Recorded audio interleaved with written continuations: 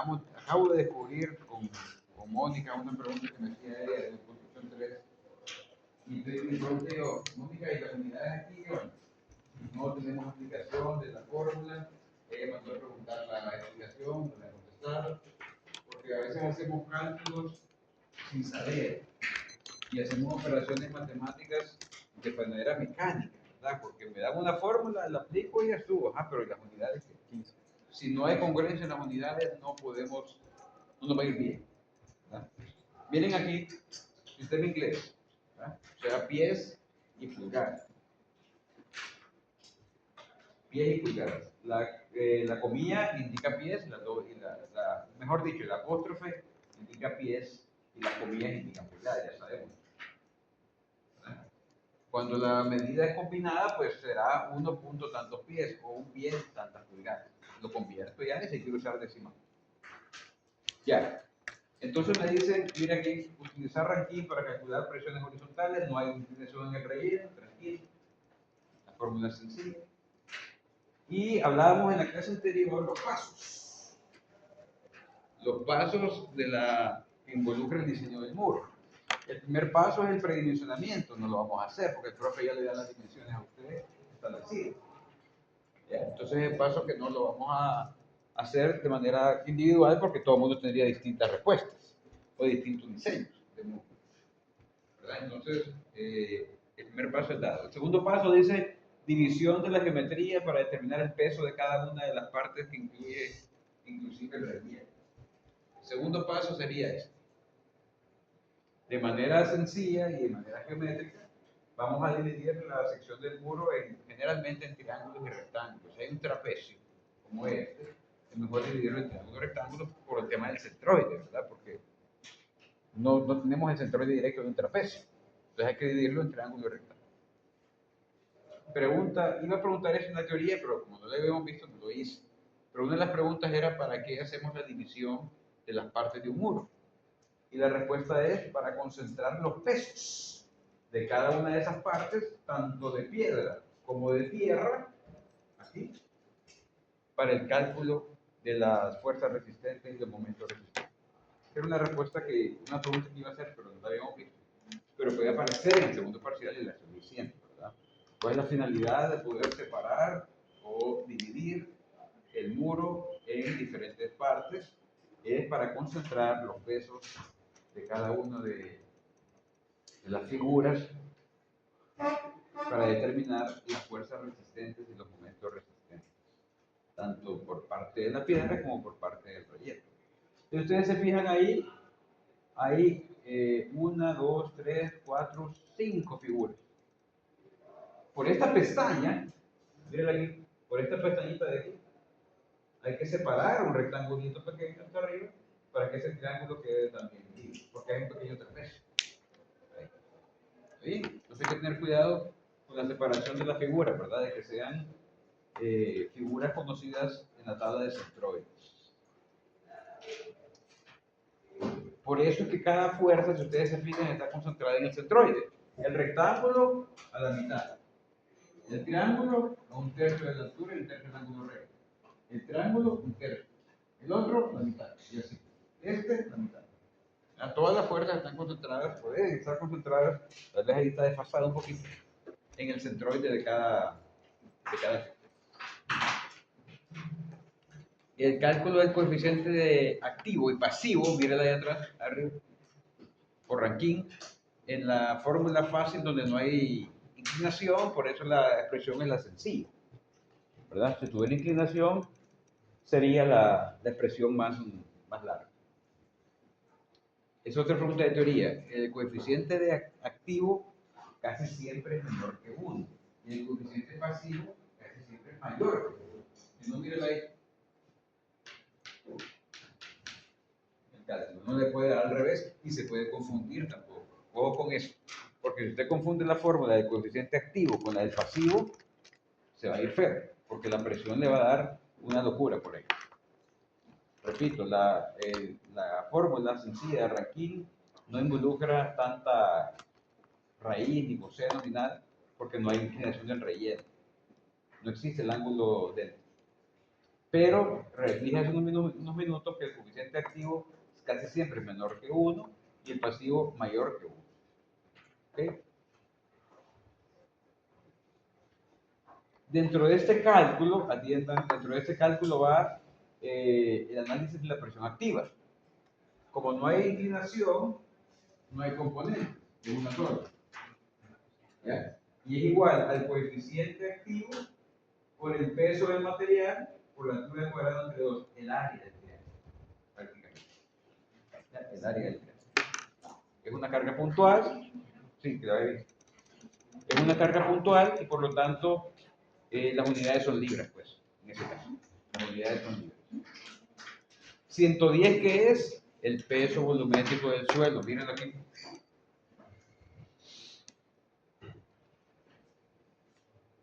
Tierra soportada, pesa, no se vayan a confundir. 145 es el peso de la piedra. Y lo que está empujando al muro es el relleno, o sea, la tierra.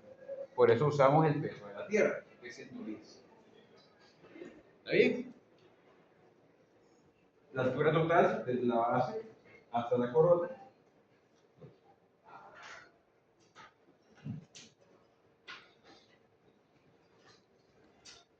Entonces dice, profe, usted acaba de decir algo de las unidades y ahí no me convence, hagámosla. Miren las unidades, lo digo por identificación que casi nadie las.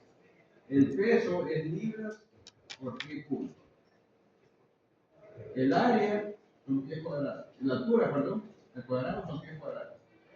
Entonces me queda aquí libras pie. ¿Pero por qué pongo libras, profe? Porque estoy trabajando con un pie de muro. Se me pie perpendicular a la pizarra. ¿Está bien? Está claro, porque las unidades son súper importantes en el cálculo. Cualquiera pudo haber hecho ese cálculo en su casa. El libras pie cúbico en pies al cuadrado, que son pies cuadrados, y le queda libras pie y no sabe por qué el profe le puso libras. ¿Está claro? Pero le puso libras porque estamos trabajando siempre con un pie de muro o un metro de muro, según sea el sistema que esté usando de medir. Pues, ¿verdad? Importante eso. Porque es una carga puntual. Y la carga puntual no puede ser libras pie. ¿De acuerdo? Cositas ahí que de repente son una teoría que es la acabo de dar. Entonces, este paso, súper importante, ¿verdad? Es geométrico. Una reglita ahí, división de trapecio, de triángulo, tranquilo. Concentración de fuerzas, cálculo del coeficiente de empuje para hallar la presión. La real. Aquí viene lo bueno. El cálculo de la tabla famosa para encontrar los valores de la carga que hace que encontremos el momento resistente. Atiende porque voy a explicar dónde sale la tabla. La tabla es la que hay que hacer en el examen, ¿verdad? Para poder encontrar los valores de las cargas verticales, es la suma de estos pesos, los brazos y el momento resistente, que es el que me sirve para contrarrestar el momento volcánico. ¿Ok? Fíjense lo que está ahí, fíjense. La fuerza generada por una parte del muro es igual al área del muro de la sección por el peso volumétrico. Es decir, área por peso volumétrico. Entonces miren la primera figura, 7 por 1 sería esto. 7 por 1. ¿Sí? El segundo es un triángulo, miren ahí, W2, un triángulo que mide, perdón, el 2 es el rectangulito delgado, perdón. ¿Ya? Y 1 por 11, porque es 12 menos 1. ¿Está claro? 1 por 11. Miren ahí, 1 por 11. La 3, la figura 3, o el peso 3, es un triángulo, un medio de 5 por 11, que sería este.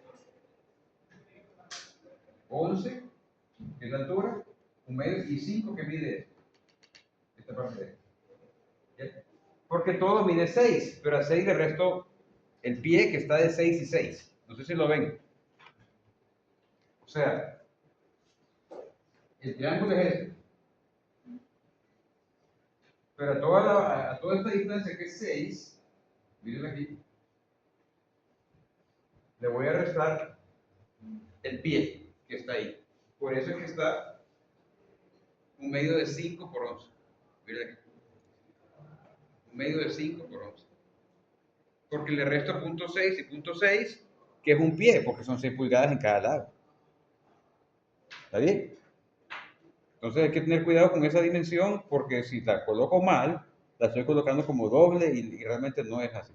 O si lo quiere ver más fácil, a este 6 le quito este 1.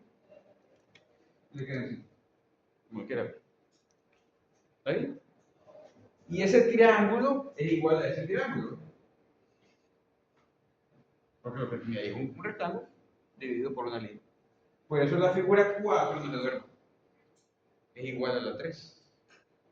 En área, en área, en área. Miren que en la 4 ya hay transición de pesos. Porque las primeras 3 figuras son piedra. Y las últimas 2 son tierra. Ojo con eso. Mire aquí. Perdón. Las primeras 3 son piedra. O sea, la 1, la 2 y la 3 son mampostería. Pero la 4 y la 5 son parte del relleno. Por eso hay transición de 145 a 110 en el galmo. Ojo con eso. La piedra más pesada que la tierra, obviamente. ¿Está bien? Entonces ahí volvemos a la misma historia, pues, ¿verdad? El tema del peso volumétrico por el área. Pero caemos en lo mismo. Esto es pies cuadrados, pero esto es libras por pie cúbico.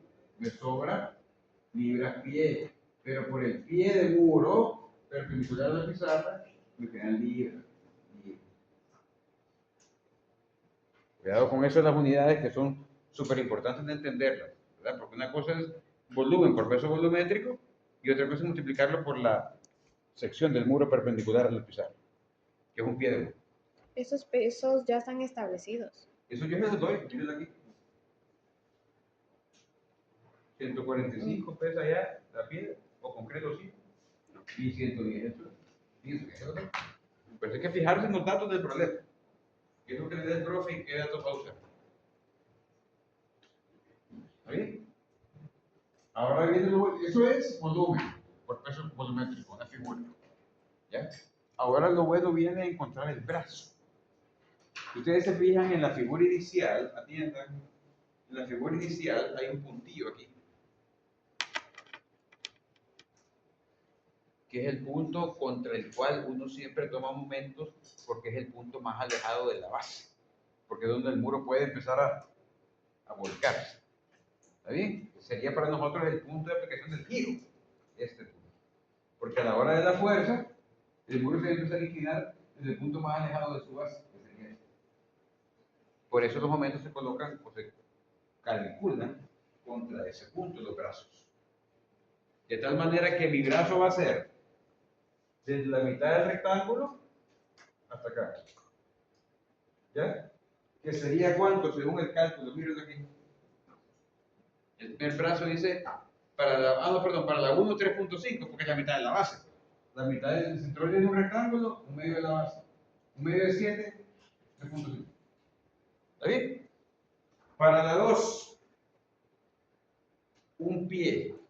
Mire para la 2. Para el rectángulo flaquito este, un pie. ¿Por qué un pie? Porque tengo medio pie aquí, o sea, 6 pulgadas, medio pie, 0.5. Y tengo medio pie aquí, porque es un 1 entre 2, el centroide. Para llegar al centroide. Entonces, 0.5, 0.5, 1. Estoy explicando for dummies al cubo, los brazos, cosas de estática. ¿Está claro?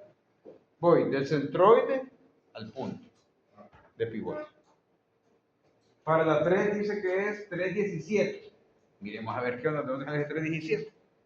317 debería ser para el triángulo, ¿verdad? Para el triángulo. Entonces, ¿cuánto dijimos que tenía la base del triángulo? 5. 5. Y eso sería un tercio de 5, ¿cierto? Porque el centroide del triángulo está a un tercio del ángulo recto. ¿Que sería cuánto? Un tercio de 5 es 1,67, digamos, ¿verdad? Ajá. Más 1, ¿cierto? 2,67. Más 0,6. 3,17.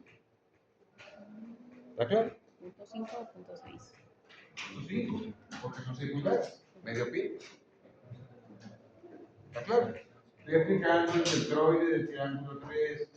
De acá a acá tengo 1,67. De acá a acá tengo la parte de que falta de la corona, que tengo un pie. Y de acá a acá tengo 0,5 pies. Entonces llego desde la base, desde el punto hasta el centroide, llevo 3,17. Este más este más este. ¿Está bien? Estática. Estática.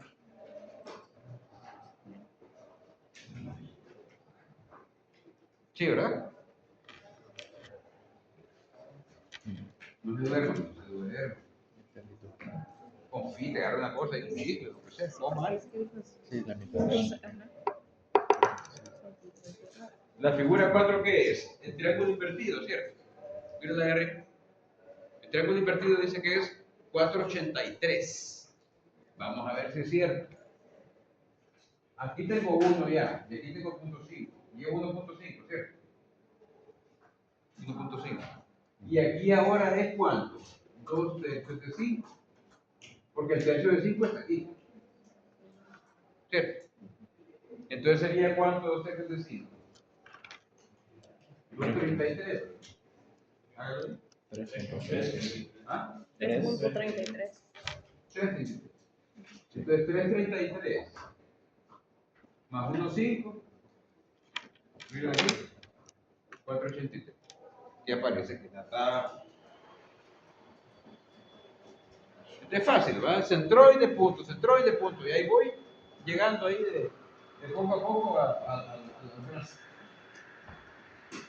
Para el 5, que es el rectángulo flaquito en la parte del relleno, 6,75, dice ahí, miren.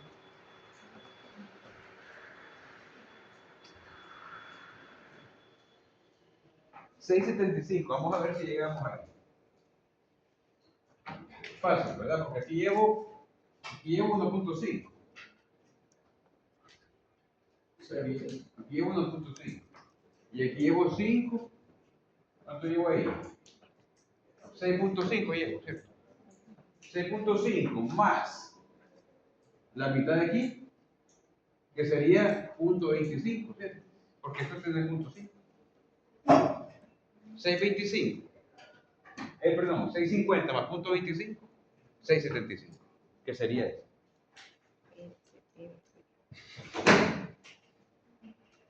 Bueno, estoy haciendo así más o menos rápido porque es un tema de eso. Una cuestión de sistema todo. Brazo de centroide de puntos. Una cuestión geométrica. Hay que tener cuidado con eso. ¿Pero por qué punto 25? ¿Por qué punto 25 si ahí también dice 0.6 pulgadas? Sí, pero todo el ancho. Y el centroide es la mitad. Ya. La mitad de 0,5 puntos. ¿Está bien? Cuestión sencilla, un cuadrito sencillo. Entonces, cuando usted multiplica el peso por el brazo, lo que le da es momento. ¿Cierto? Con respecto al punto más alejado de la base, que es la punta izquierda del talón. ¿Sí? La suma de los pesos, de todas las flechitas que van para abajo, me va a dar a mí la suma de fuerzas verticales, que la llamamos RB o FB o cualquier fuerza vertical. Y la suma de los momentos me va a dar el momento resistente. Lo que el muro puede aguantar al giro es esto. ¿Está claro? Pero el muro también le puede pasar algo. Al muro también se puede volcar por efecto de la carga del empuje del relleno. O sea, el relleno por gravedad actúa, está bien. Pero el relleno también puede empujar lateralmente. Entonces, del empuje del relleno, que fue la carga puntual que encontramos ahí arriba, miren allá, por el brazo, que sería un tercio de altura, aparece el overturning moment o el momento de volteo, por decirlo en inglés. ¿Verdad? Que a veces el OL nos mató hoy. ¿Nos mató? Sí. Pero para el WTF y un montón de cosas en el chat somos buenísimos, ¿cierto? LOL, y eso todo el mundo lo sabe. Eso, sí, eso es viejísimo, pero eso sí me lo sé. Pero el OL nos mató. Nos mató. Repito, pregunta de teoría. Eh, ¿Qué beneficios tiene el relleno en un muro?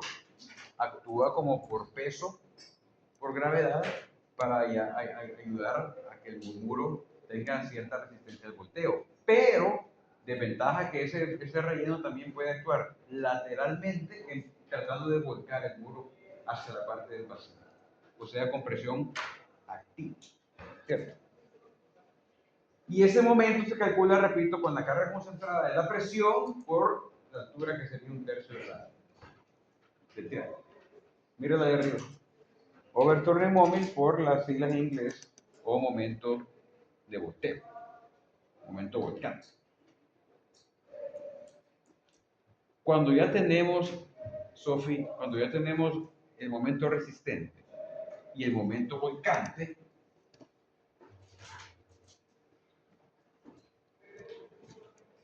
ya tenemos el factor de volcamiento, porque simplemente dividir los dos. Así es, división de los dos. Repito, cuando calculamos la tabla del momento resistente y calculamos el momento OTM, la división de ambos momentos me da el factor de volteo, que debe ser mayor que 2. Si no me da mayor que 2, estoy en problemas geométricos del músculo. Me da 346, estoy bien. ¿Ok? La suma de los momentos resistentes entre el momento volcante y el factor de volcamiento, que debe ser mayor que 2.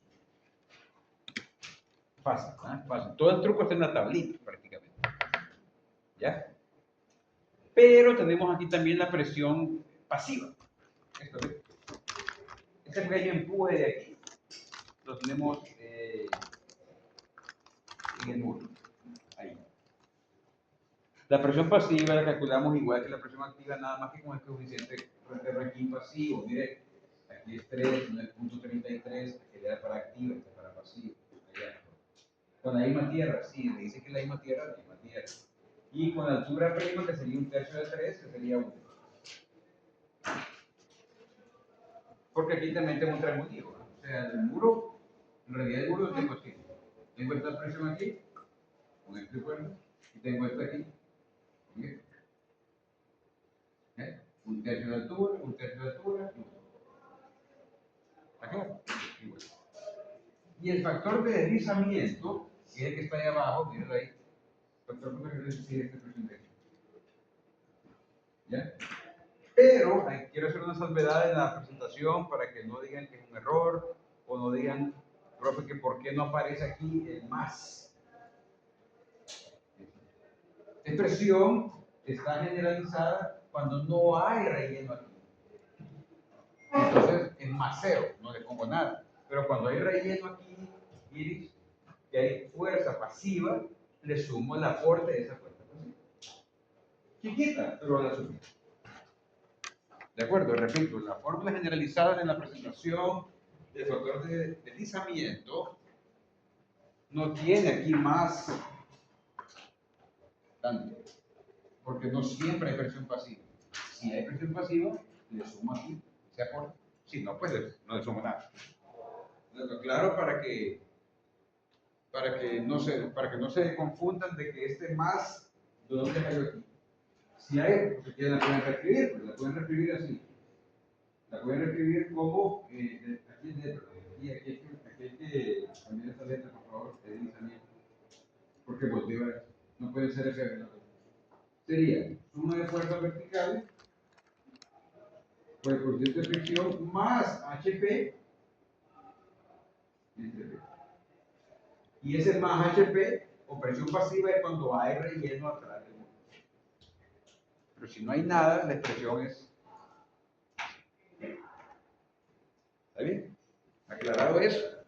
calculamos entonces esa presión, calculamos ese factor que me debe dar mayor que 1.5, me da 2, estoy bien. Estoy bien.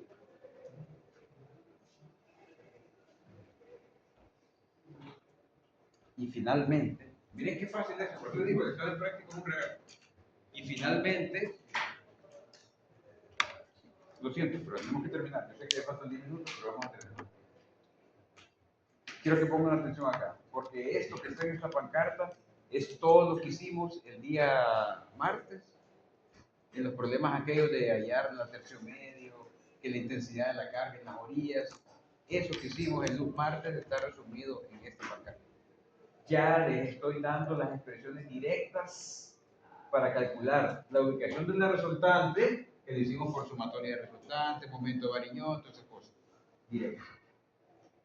La suma de momentos resistentes menos la suma de momentos volcantes, que sería eso, dividido entre la suma de fuerzas verticales, que es el que me da el cuadro, me da la distancia a la que se encuentra la resultante para verificar que esté dentro del tercio medio. Directamente. Que se llama A. ¿Ok? ¿Por qué dice esos números ahí? Porque el muro tiene 7 de más. Aquí tiene 7 pies. Y 7 entre 3 es 233 periódicos. O sea, 233, 233, y este le puede poner 234, ¿sí? Para que la centésima sume 7. ¿Ya? El valor me dio 254. Esto es.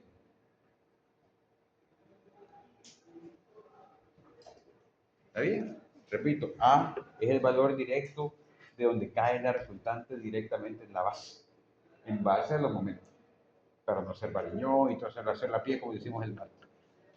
¿Está bien? Una vez que encuentro A, encuentro la excentricidad. ¿Qué es la excentricidad? Es la distancia que hay desde la mitad de la base, B medio, menos el valor de la ubicación de la resultante, menos A. Este pedacillo, es decir, la distancia que hay del eje central de la base a donde cae la resultante, es la excentricidad. ¿Está claro? Si A me da 0, ¿qué quiere decir si A me da 0? Que está en el centro. Y voy a hallar una presión nada más.